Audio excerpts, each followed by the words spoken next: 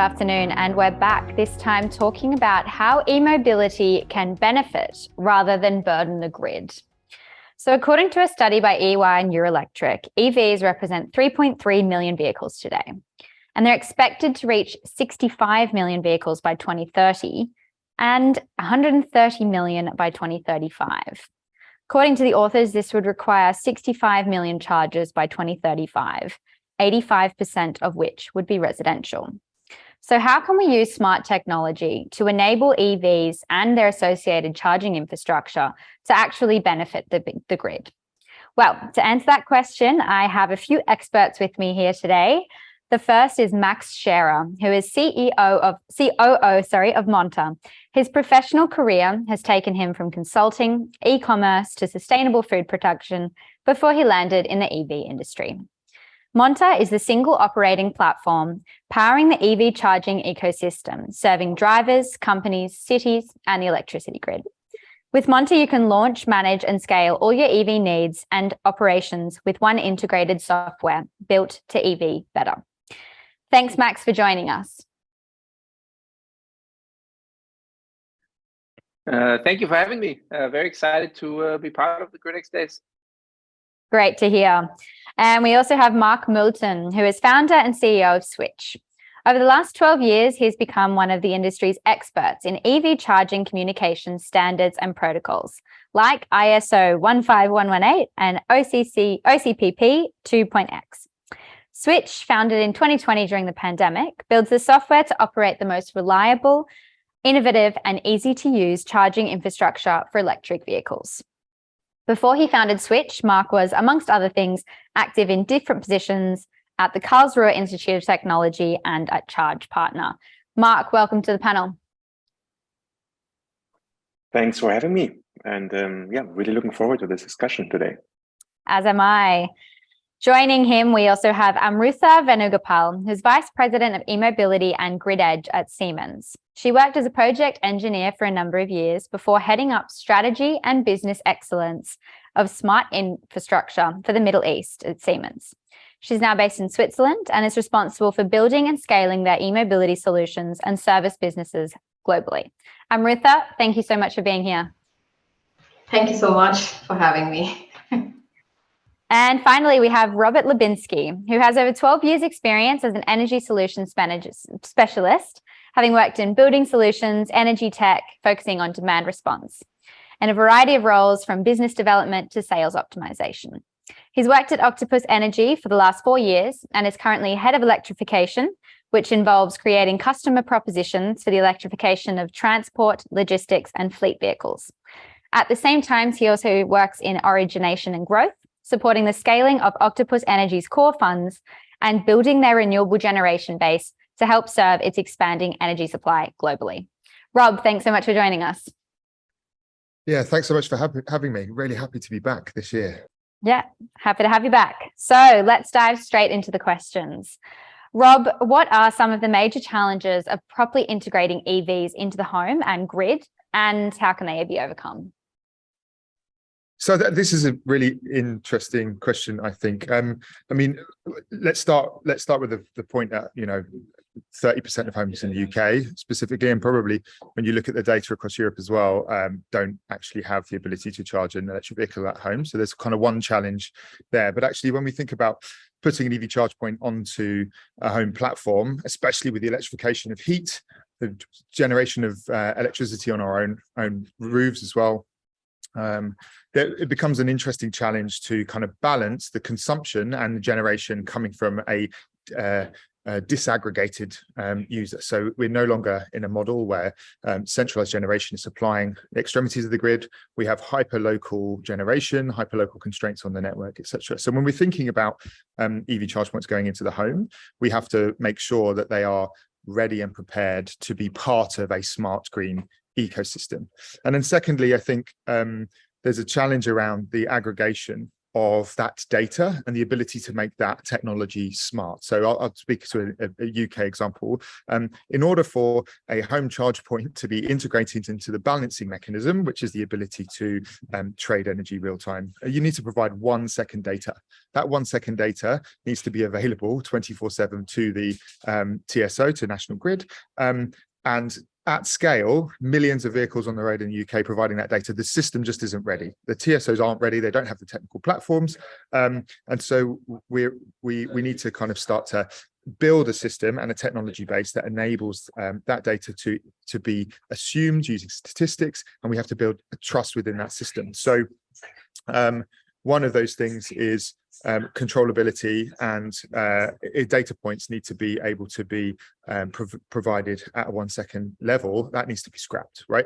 And so actually OEMs, the data from the car to the manufacturer, then back to the aggregator and back to the grid, has a 5 second time lag. So you'll never be able to give that data at a 1 second level. So first, the methodology for enabling smart technology to be able to support the grid needs to change, and a real digital focus on the control systems within the transmission and distribution grids. And then secondly, at a sub-local level, at a home level, those technologies need to be able to be communicate and optimized in line with those times when green energy is available and the network and the grid is least constrained. A lot to unpack there. Thanks, Rob. Amrutha, you work a lot as well with integrating EVs into buildings. What are some of the biggest challenges there? See, the thing is, I would like to look at it more as an opportunity rather than a challenge. But definitely, I mean, technology is then the key enabler and contributor. But however, what is also important is to look at it from market structure and business model, which kind of incentivizes and has the power to influence the behavior of these different stakeholders in the whole mix. And when we talk about buildings, like within the buildings, behind the meter, I see a greater opportunity, while I also say that there is a challenge behind it. So at the grid edge, as we call it, we could have PV microgrids, battery storage to optimize the consumption of the building assets, including the additional load that comes with the EVs. So Siemens has been doing, having these technology to provide demand flexibility with these controllable assets in the building, and also considering the ideal comfort conditions of the users within the building. Yeah, and this flexibility that we can provide can compensate for this additional load that is coming from the EVs, which can then interact with the grid and actively participate in the energy market. This is already happening. But now we have the EV chargers as a new kid in the block that needs to be integrated to all of these technology and to also respond to it. And that's where it is a challenge, but also an opportunity for us to look at it in a greater way.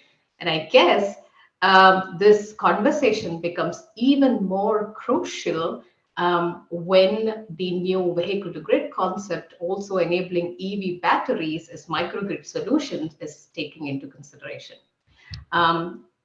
I would like to see, as all of you others in the panel as well, how the whole market evolves around all of these very interesting, I would say, opportunities. Absolutely. And obviously central to this discussion is the communication between EVs and the grid and buildings and homes. Marc, can you tell us a little bit about the challenges and opportunities around communication? Sure. Well, obviously, to make this whole vehicle to grid aspect work on an international level, in a seamless way, commercial scale, we need to rely on communication technology that everyone is agreeing upon, and not patchwork solutions or proprietary solutions. So that's where internationally agreed upon communication standards come into play, such as ISO 15118 or 15118. That has evolved over time. The first version of this protocol came out in 2014. It is now deployed into the market because of its seamless user experience through plug and charge, but Tesla-like experience, but bringing it to all car manufacturers and all charging station manufacturers. And now with its newest version, the -20 that was published in April this year, finally we have a bidirectionally coming to it, aside from other benefits, but I don't want to go into it. But now Bidirectional charging was so far only reserved to the Japanese CHAdeMO standard, but CHAdeMO is kind of like a dying technology, at least outside of Japan.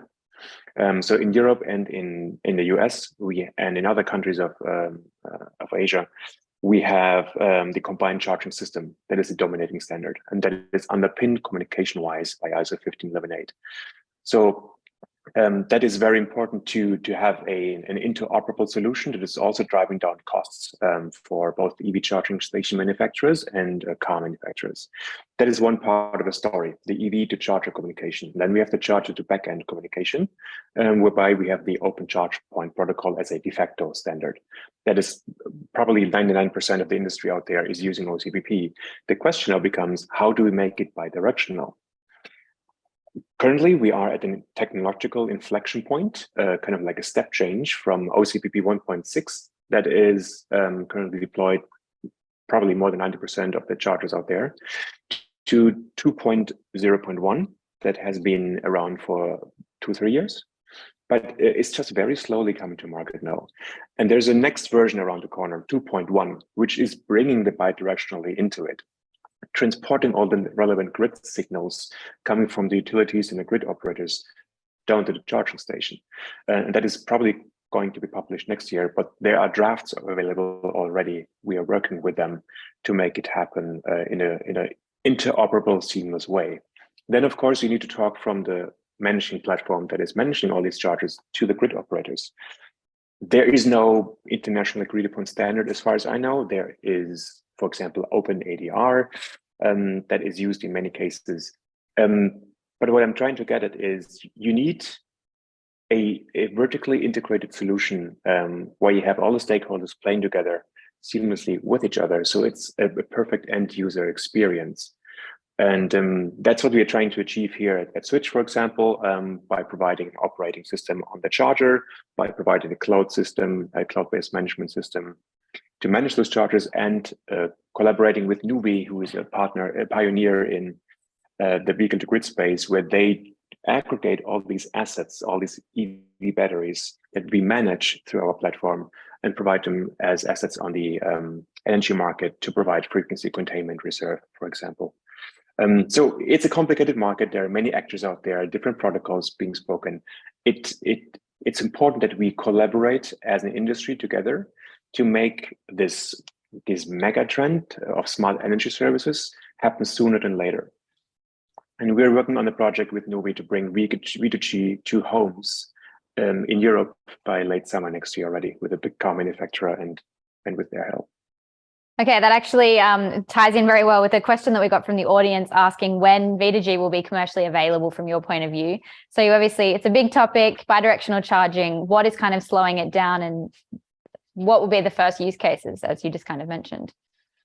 Yeah, I mean, I think the first use case is vehicle to home, because that's just easier to achieve. Being energy self-sufficient, using the solar power that you have installed on your roof, being more independent. We just heard from Amrutha that we are, from Rob, I think, that we are kind of getting away from the centralized power plants to a decentralized network of microgrids. And especially in times of the geopolitical situation we're in right now, people want to keep their costs down. And so vehicle to home is the first instance of bidirectional charging, but vehicle to grid is going to be an exploding market. There's a research from Bain & Company that says smart energy services and smart charging is going to be 1/3 of $8 to $13 billion market within the coming years up to 2030. So it's a huge, huge potential. We need to distinguish between AC vehicle to grid and DC vehicle to grid, meaning is where does basically the inverter sit? Is it in the car or is it in a charging station? There are certain complexities that come with it to make it grid compliant from the utilities point of view, to make sure we have a safe way of feeding the energy that sits in the battery of the vehicle back into the grid to not cause any blackouts or any disturbances. So yeah, we are at the very top of that. It is a lot of conversations that we need to have with distribution system operators, transmission system operators, utilities, in the end, the homeowners, as Amrutha said, we need to incentivize them properly to participate in these vehicle-to-grid efforts, to assure them that, first of all, they don't have an empty battery when they need it. And second of all, that also the warranty of the battery doesn't drop down, and that they have a guarantee from the vehicle manufacturers that even if they participate in vehicle-to-grid programs, that the battery will be fine, they won't be degraded after 6-8 years or something. And this is happening next year, as soon as next year already. Exciting stuff. And you also mentioned energy prices. It's obviously very important to keep EV charging prices low despite rising energy prices. Max, how can we keep those costs low and kind of integrate price signals better? Yes, cost. That's what it all comes down to, right, in the end. So I think the main points we touched on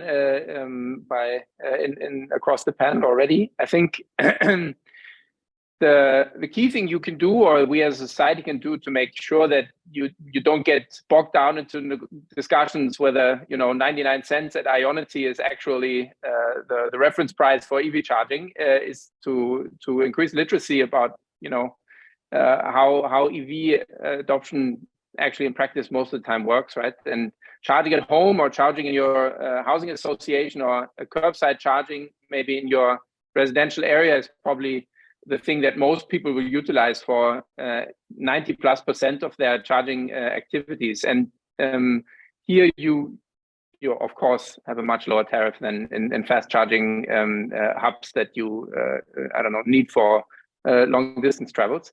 But when you look at those, there's still a lot you can do in terms of optimization. Of course, if you are in your own microgrid at home, you have PV and energy storage locally, you might even be able to optimize this further.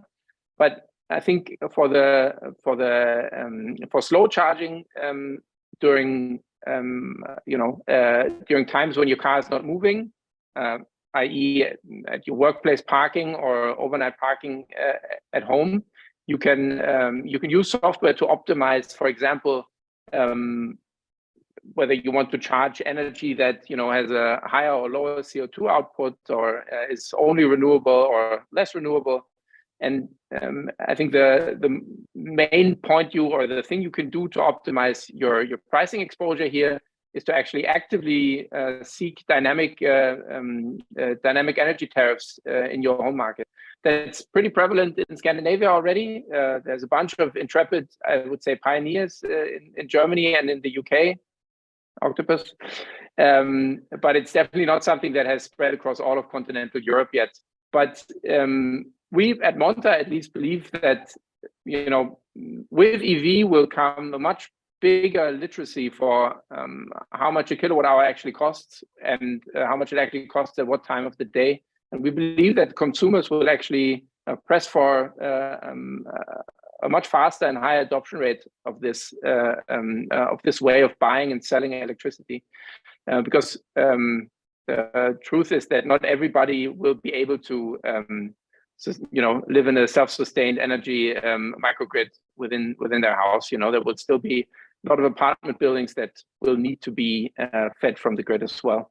So we believe the biggest lever towards making EV charging affordable, or maybe even very much more than affordable, really cheap, is increasing literacy about energy pricing and how you can buy energy, and where you get it from, and where you draw those amounts of energy. And I think to a large extent, this is what our industry is also, what our mandate is out there to educate. How do you do this? For most people in Western Europe, it's still the first time they ever buy an EV, right? So it's all first-time buyers who need to learn a lot when they go out there. And I think the things like vehicle-to-grid and frequency or ancillary service and demand response are things that are super interesting and will help the businesses behind, but the driver out there, I think we're in a much earlier stage with most of them still. So making sure that they understand what is the benefit here, what is the reality here. There's still a lot to do here. Rob, you were nodding your head to a lot of those points. Would you like to add anything to that? Yeah, well, I think we shouldn't I love to talk about V2G. I really do. I think we shouldn't underestimate the value of V1G or like optimization of charging in real time right now. Like there is a limited number of V2G enabled vehicles on the road, and the future vehicles are all prepping for that solution, for example. But right now, the ability to, in the state of the market that we have right now, the ability to optimize and control when power is going into those vehicles is enough to spearhead and kickstart kind of the ability for us to deliver a green energy market with the technology we have today. So the V2G is a really important discussion, but actually the energy volume within these vehicles will be quite needed to go in every day will be relatively low, and our vehicles are static 92% of the time, and so when we do drive them and need to recharge them, we need to make sure that that's charging at times when it's supporting the deployment of green infrastructure and it's supporting the consumer getting the cheapest possible cost for that electron into their vehicle. Mm-hmm. Thanks. And Amrutha, there are a lot of stakeholders involved in the things that we're talking about, new technology and grid operators, site operators, CPOs, EV users, OEMs, and all of that. How can we ensure that all of their interests are aligned? Yeah, I think, like I mentioned before, right? It's while technology is actually one of the key enablers, making things easier and much more attractive to each of these stakeholders to engage in these interactions. What might really play a role is how the whole market will eventually be structured, the business models around it develop, and how that incentivizes the different behavior of these stakeholders. That's really what it would pan up to, and this is where all of the industry experts need to have these communications, like it is happening right now with all the open standard protocols and so on, to kind of spearhead and see how we can go towards a certain direction that has an overall outcome that leads to more sustainability targets and the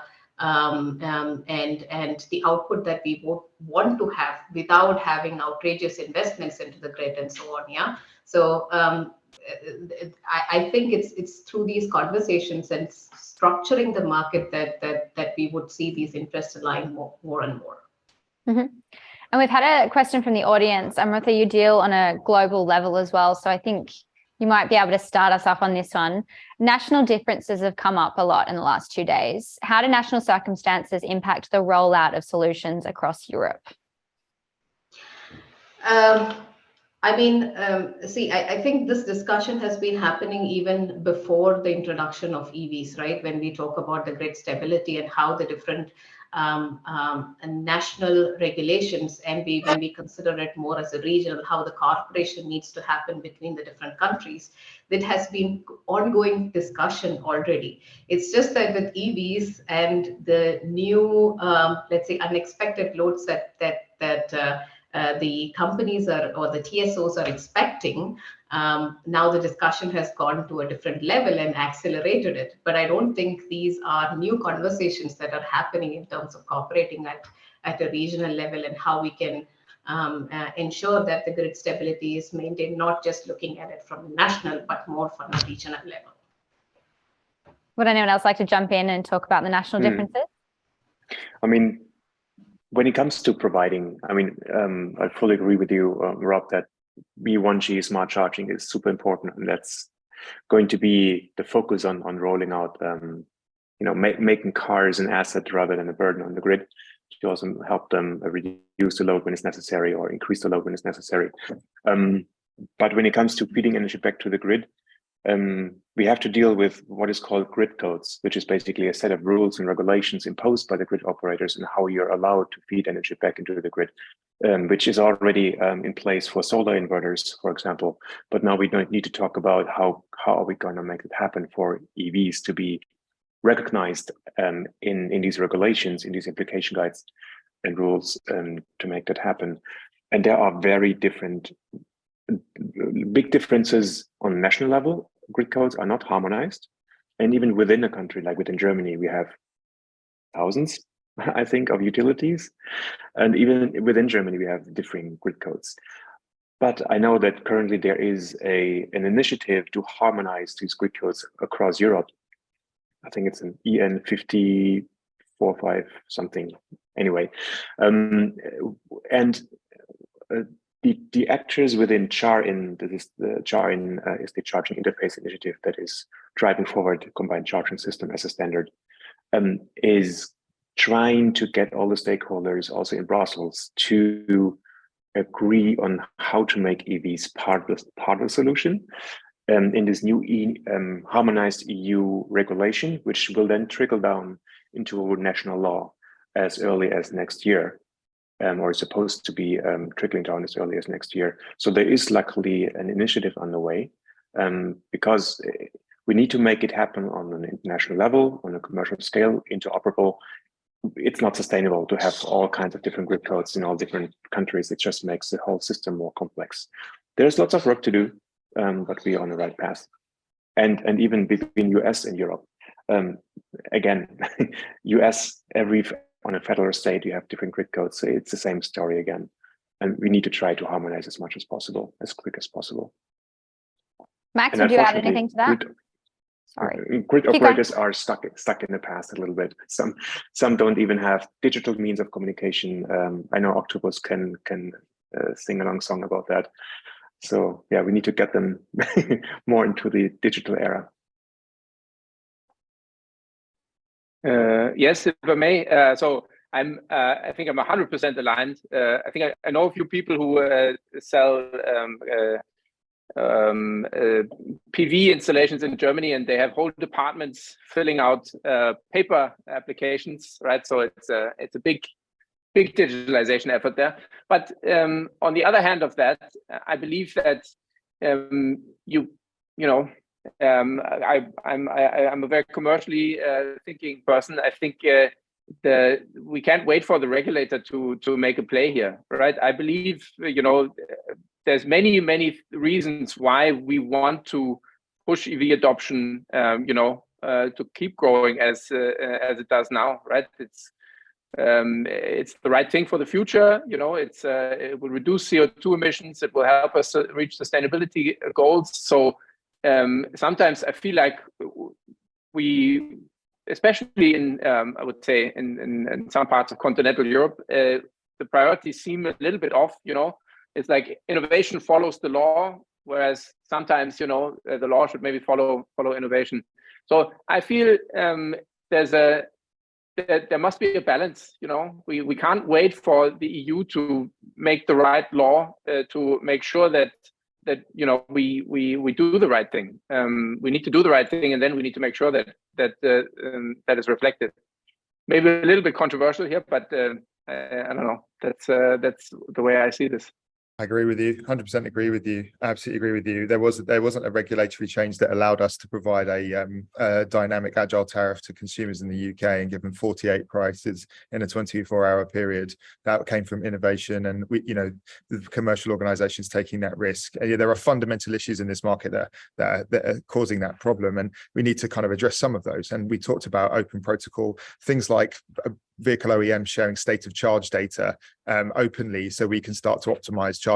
We need to provide transparency of energy pricing. We need to give people the ability to opt into these propositions, and which shouldn't be state legislated either. Like the idea that the government can come in and turn your EV charging off is absolute no-no from our point of view. But we've proven time and time again at Octopus that if you give the consumer the information they need and the ability to opt in and participate, they will do. Agile tariff that we launched back in 2016, we saved EV chargers peak time consumption dropped by 47%.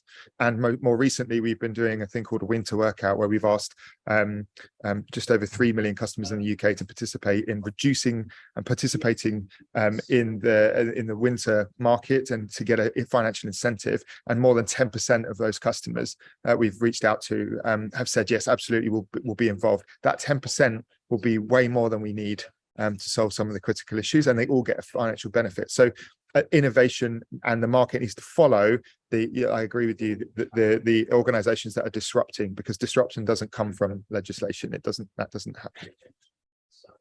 And on this line of yeah, go for it. Okay. Yeah, on the line of thought of transparency, Amrutha, you've mentioned in the past that historical patterns of EV usage are really important. How can we use them to then optimize what will happen in the future? Yeah, I think Robert mentioned a lot of topics when it comes to, let's say, how the data and transparency can help a lot, and I think it is key to then thinking about further optimizing, and these patterns and trends, not just historical, but if we can actually predict some of these patterns and trends in terms of the EV usage, I think that's going to tremendously improve in introducing even new business models, like understanding what kind of charging behavior do we expect, and how can we even influence some of these charging behaviors. For example, range anxiety. How is the range anxiety going to change? Just like how we charge a mobile phone, some people are okay with having like 20% remaining charge and going around, whereas others get freaked out when it is less than 50%. It's the same case when it comes to EV drivers. So how is that going to shift in the future? Where do drivers usually like to charge when it comes to location? What is the time of charging? And therefore, what is the energy consumption peak that we are expecting?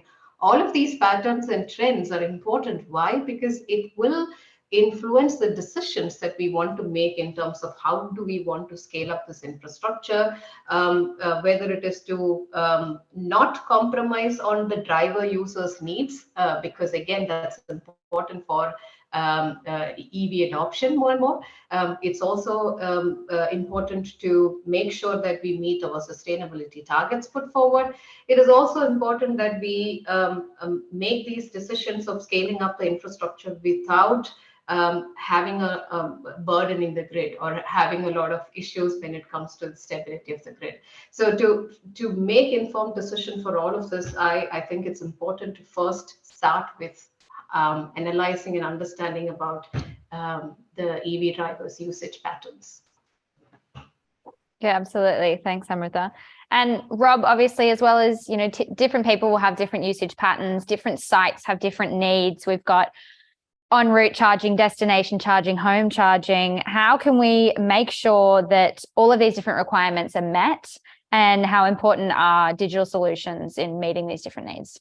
Yeah, so this is interesting. So we have to make a couple of assumptions here in order to answer this question, right? My assumptions would be that we want to deploy the right infrastructure in the right locations at the cheapest possible cost to the network or the individual, the taxpayer, I suppose, and we want to support a green energy market accelerating. We talked about previously about a domestic level OEM sharing state of charge data. I'm going to talk about 3 tangible projects that we actually delivered. So Intelligent Octopus is a really great example of this. We ask the consumer what state of charge that they need at home by the next morning. They put in 60%, I'm leaving at 6:30. We now have the capability to charge that vehicle at the right time for the cheapest possible cost, supporting that grid. Now we can take, it's not necessarily that model is right. What we do is we provide a subsidized energy rate for that, and we take all the risk on the energy market. But actually that data availability, that communication, the standardization of protocols, all of that stuff will enable other organizations to take that information and innovate in that space and provide alternative solutions. Like there might be drivers who want to be exposed to the frequency market and earn frequency market credits. There may be some people who don't want to be anywhere near that risk and just want a fixed energy price at X pence per kilowatt hour overnight. So at a home level, we and even in the workplace, our consumption profiles are going to be totally opposite as well. I think the second thing we want to kind of think about is better time integration with local energy markets. So when real-time local green energy is being delivered onto the grid, we need to be able to consume and optimize. That isn't going to happen by ringing someone up and saying, hey, could you mind driving and plugging your car in now because the wind turbines. We've got a proposition in the UK, it's called the Fan Club. We provide the fan wind speed to the consumer in their home and it's a model we're rolling out across commercial as well. You get visibility of the green assets that you're tied to, and when wind turbines spinning, you get 20% off the cost of your energy, and when it's spinning above 80% of its maximum output or a specific meters per second of wind, you get 50% of your energy price. And what that does is that literally influences behavior, and people start to set up build their own tech solutions, ask their home assistants to monitor that information. They set up their platforms, and you get innovators. But then what happens in that environment is we're able to kind of provide that data to the consumer, and they're able to ingest it and look at it and interact with it in a way that benefits them best. So that's key. And then I also think this final piece, this on the kind of hub model or the rapid charging infrastructure piece, we need to stop duplicating infrastructure. It's crazy that we're building electric bus recharging hubs, paying for a grid connection, putting 150 kilowatt rapids into that location, and closing the gates between 7 in the morning and 7 p.m. while the buses are on the road, and then having to build that charging infrastructure down the road. It's just absolutely crazy to me. So I think a better business models need to change. We need to think about how the technology and the electric vehicles within our communities and the different roles that they play can utilize the same infrastructure and can be optimized against grid availability and green energy in real time. So the kind of 3 tangible models that those requirements need to be met, but the requirements are, go back to that the infrastructure is deployed that meets everybody's needs at the cheapest possible cost, and it enables a green energy system. Yeah. Easy, done, we've solved it. I think incentivizing EV drivers to charge at the right time is a really big, interesting topic. Max, do you agree with what Rob said there? Would you add anything of how we can best incentivize users? So in general, I agree with pretty much everything that Rob said. I think probably the biggest thing, and you're touching on the biggest public debate also about, do we have enough charging infrastructure to meet future demand, is the topic about accessibility of charging infrastructure. Yeah, so are CapEx deployed, and are those CapEx actually being, repaid because they're being used, or are they actually being, are they locked up, or only have limited accessibility to whoever might need them? And I think, plug and charge could be a phenomenal way of making that easy and accountable, right? So that everybody can be sure that that they get paid the right amount by just plugging in, without the need for a specific access card or a specific RFID card or a specific charging app, or being part of an organization that has access to these specific spaces. But in the meantime, I think there's a lot about making sure that giving access is safe and easy for the organizations and for the companies and for the municipalities that invested that money. And for the time being, we believe that software is the solution for that. And there it's all about making sure that every charger is covered. So whether that's via an aggregator like Hubject or Gerev or eClearing, or whether that's and this would be my preferred way in the future, whether that's via an open OCPI layer where everybody just signs up with each other. But in the end, it's about making sure that interface towards the end consumer exists, and that interface is being trusted by the operator of the charge point. And that's something that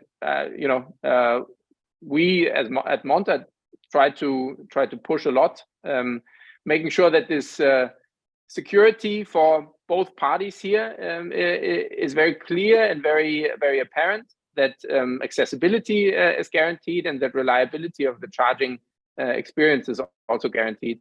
So we believe there's a lot about still making people comfortable with how this energizing your mobility needs is actually done. So there's a lot about creating a user experience and a user interface that is intuitive, that is that still gives power, but that also makes it easily accessible and understandable how you do this, where you do it, and who you're interacting with. So yes, I agree with everything Rob said. I added 2 or 3 points. If I may add, my 2 cents to this. So accessibility, reliability, seamlessness for the user are very important talking points here. I'm not sure if you are aware of this study that was published by the University of Berkeley, California, in June, I think, about the reliability of public fast charging stations, whereby they said a quarter of the 657 chargers are not reliable, are inaccessible. They're down, basically. Just imagine if a quarter of our gasoline, gas stations were down. This would be outcry. We would be enraged. How is it possible that we are, what's the English word for that? That we are basically accepting that this is possible. The charging infrastructure that has been deployed so far, the charge point operators, they have sometimes zero visibility of what's going on in a charge network. Maybe they have like a basic binary view of, yes, it's available, or no, it's not available. But if it's not available or there's an error, they have no idea what's going on. Is it the charger that's broken? Is it the connection issue? Is it because the plug wasn't plugged into the vehicle? Is the communication issues? There is a myriad of faults that can happen. And right now with the existing technology that is deployed communication-wise, they are all, it's basically a black box. That's why it's so important to leverage the newest technology that is available through communication standards, such as OCPP 2.0.1. I just mentioned it because that is giving a whole new granular level of visibility of what's going on the charging station. It's like putting your charger on an MRI scanner and seeing what exactly is going on.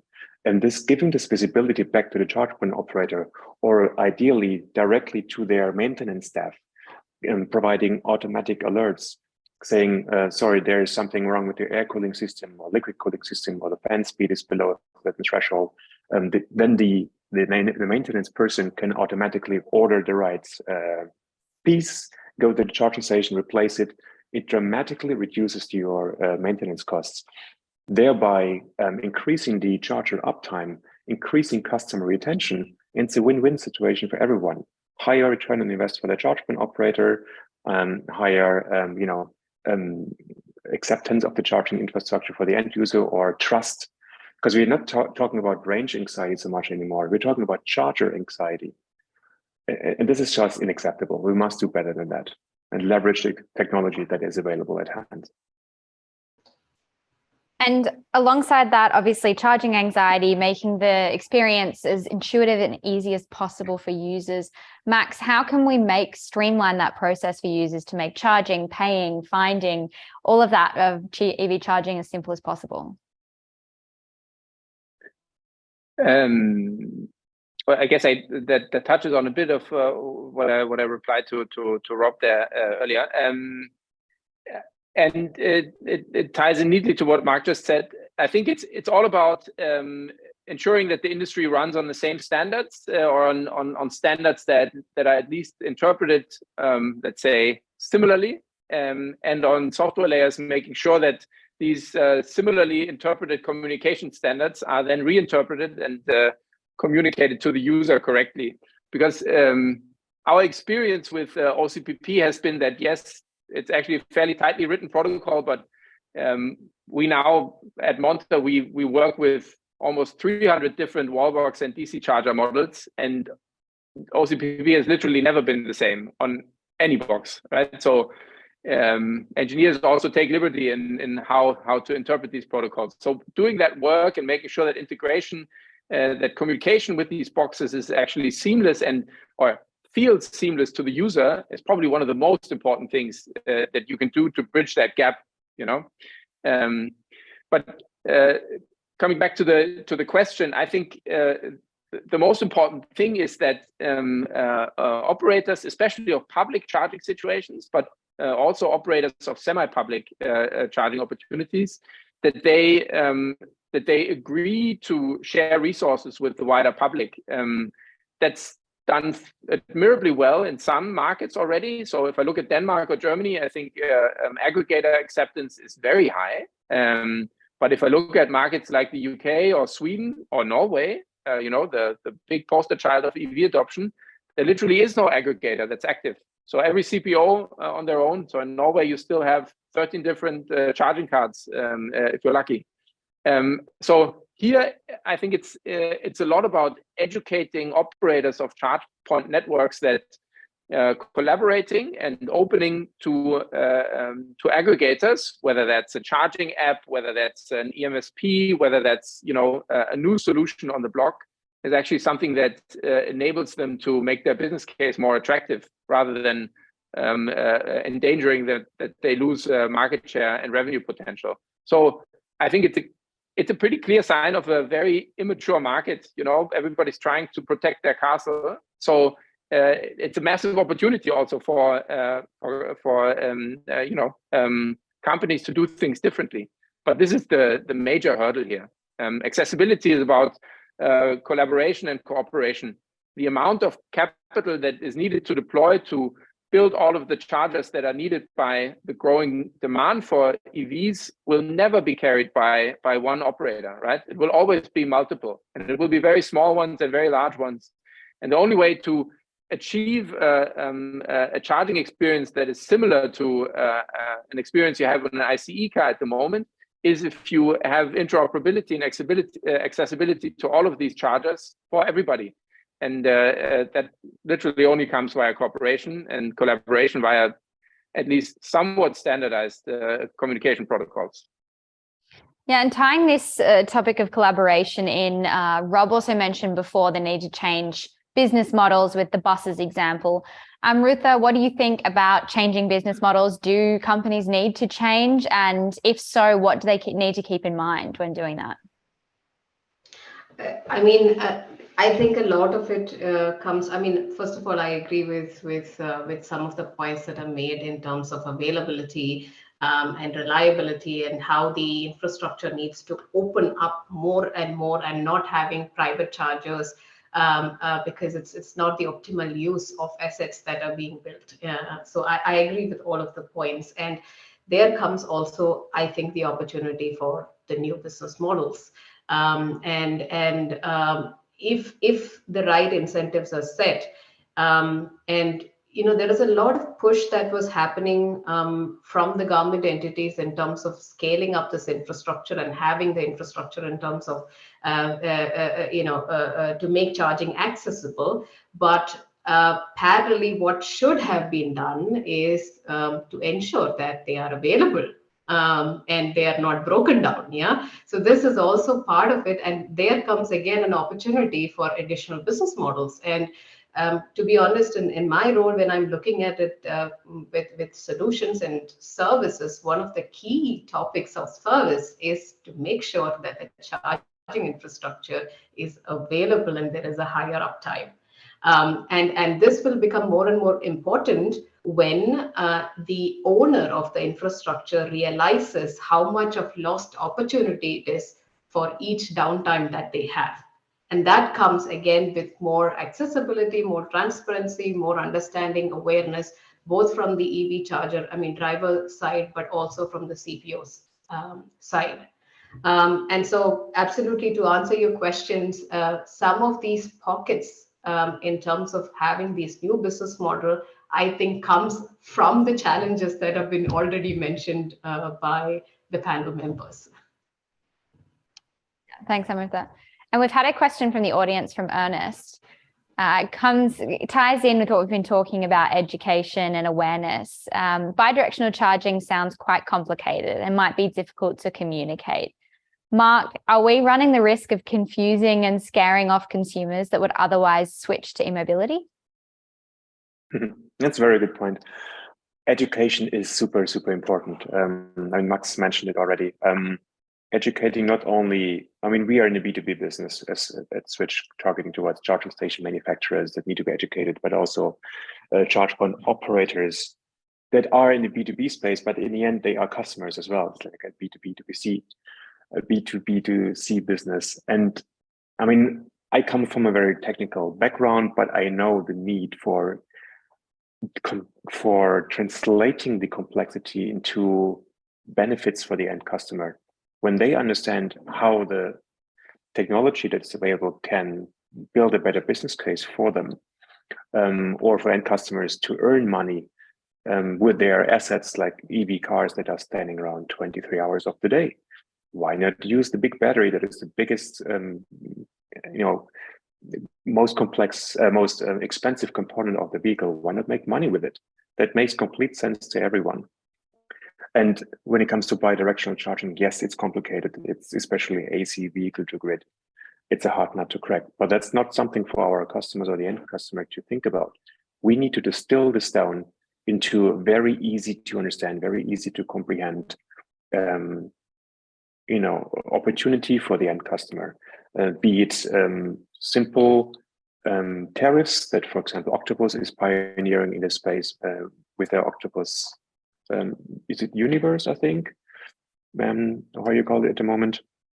It's amazing what you can provide. You just opt in into this tariff, and we take care of making sure that you can earn money by providing your car to the grid, and you are in full control of whether or not you want to now charge a car, no matter of whether or not you have opted into the VG service. You are in control. If you want your car fully charged, you will have it fully charged. We need to give them the control and that security. And on the other hand, just giving them the opportunity to say, okay, let's say between 30 and 70% of state of charge of the battery, I allow vehicle to grid. Outside of that window, I don't. The state of charge is something everyone understands, like from your phone. You know what the state of charge is, if it's 50% charged or not. So education, not only on the end customer level, but also on the B2B customer level, making them understand what's the benefits, what's the opportunity, and that we are solving the problem for them. They don't have to do it. The solution needs to be as transparent as possible to the end customer. Rob, would you want to add anything there? I'd say that I think traditionally the market has assumed that that consumers are disengaged, that they don't want to participate, and that they are digitally illiterate.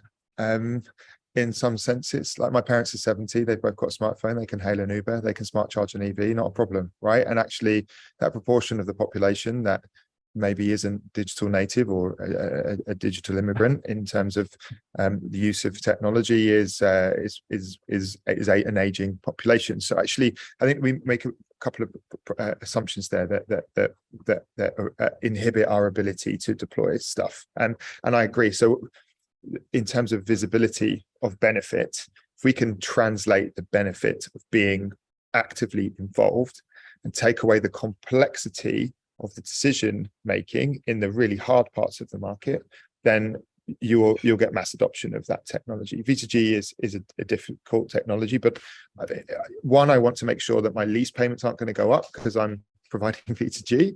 That's part of the market that's not comfortable with that type of technology yet. Number two is that I want to make sure that my car is charged, that gets me to the place that I want to go to tomorrow when I wake up at the time I want to leave. And number three is I want to do that at the cheapest possible cost.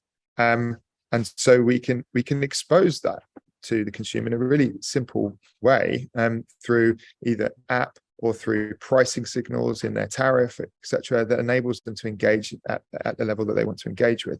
And then if you think about, participating in smart charging or load shifting or V2G or whatever it is later on the network, right? I don't know whether we'll get to that point, a rapid charge of V2G. I don't think that's the point of that environment, but we're already proving in trials. We're working with Chargy in the UK and Osprey.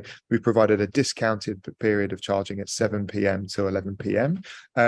Because one of the biggest problems with EV load is that it follows a solar curve beautifully, almost all day long until you get to kind of 4 o'clock, and then you have all the people coming from home using rapid charging infrastructure that creates this kind of bulge on the sides of the solar curve reduction that are exposed to the highest prices in the most critical times of the grid, like in terms of availability and capacity. And so by providing price signals at a later point, those drivers are, and we can see it in the data, deciding to shift the time that they charge from 5 p.m. or 6 p.m. on the way home from work to outside of that period, or they're planning to charge at an earlier period of time when the prices are lower. So you just have to give consumers the signal, just like, I carry my milk under my arm and like a box of cereal and a packet of bacon and whatever it is home from the supermarket because I don't want to pay 15p for a bag, right? Even when it comes to things like charging your EV, when it's the difference between paying 67 pence a kilowatt or 99 cents, what we said earlier, and 50 cents or 35p a kilowatt hour, we will proactively change our schedule to accommodate that, because we can see the benefit to our pocket, and especially in a market now where cost of living crisis, and we're right at the point now where all of the evidence from global warming, consumer change, digitization, and cost of living, it means that there's no way back. So people are proactively engaging, trying to find ways to engage with these cost reduction schemes, and we'll do it happily, just through the surfacing of the price signals or the behavioral change that they need to do through a very simple format. So we shouldn't assume people don't want to do this. We should just make it available, and then people get involved. And there's evidence that across the whole of Europe, multiple different technologies, multiple markets, that people will proactively engage with something if they can see the financial benefit or the social benefits of them. Mm-hmm. Thanks, Rob. We've got a few more questions from the audience, focusing on bidirectional charging. So, Mark, how will providers of bidirectional charging deal with the issue of battery degradation?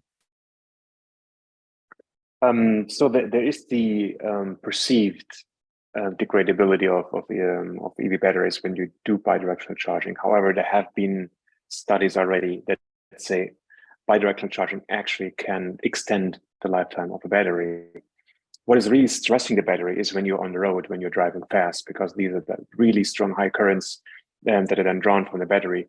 That's what really is causing battery degradation. And the second factor is calendar aging.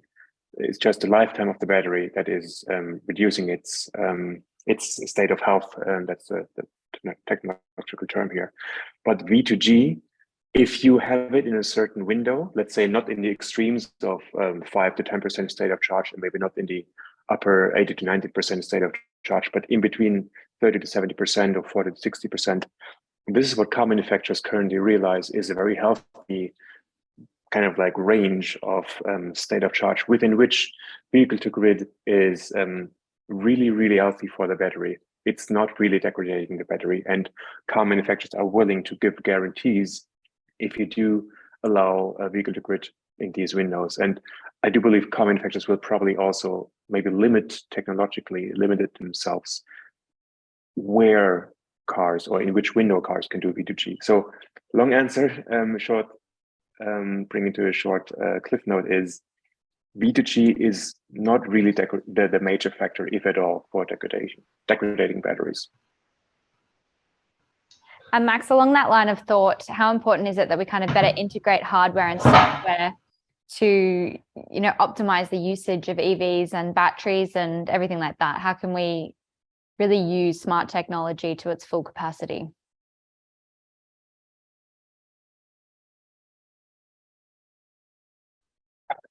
I think more integration is better. But in general, I think there's this is a lot about the standards work, right? And I think here we're talking about the OCPP route, and then maybe charging network, the OCPI route. And I think if we manage to upgrade kind of the installed base, or at least the new to be installed base of chargers to actually use OCPP 2.01 or the follow-up version, I think we've gone a major step. Until then, you probably need to have a few workarounds. So you probably need interactions or integrations with the OEMs. Most of the EVs have an API, and the chargers, and a third system that aggregates and makes sure that these play along nicely. Which also works fine, but I guess if you talk about future vision, this is probably something driven by OCPP. At least that's my belief. But I do believe that's not a process overnight. A protocol adoption, if it's not if it's open, is something that can take a while, especially upgrading assets that are that maybe actually don't allow remote firmware upgrades, like a few chargers out there, right? So it's not an easy task. So you will always need to make sure that the software powering the ecosystem retains backward compatibility as well, which ensues technological debt, development resources that are tied up, etc. PP. So this is I guess an opportunity or a problem that is literally only just starting, you know, because installed base is still so small. But making sure that the hardware is able and capable of you know, dealing with firmware upgrades in an easy and sustainable way and future-proof way, I think would be a major step in that direction. Thanks, Max. Unfortunately, that's all we have time for today, but thank you all so much for joining us and talking about so many issues of business models, mindset changes, new technology, a lot of exciting things to come, and I'm sure a lot of things for happening in your fields as well. So thanks for coming and have a great afternoon. We'll be back in 2 minutes talking about how we can incentivize prosumers to make sustainable choices.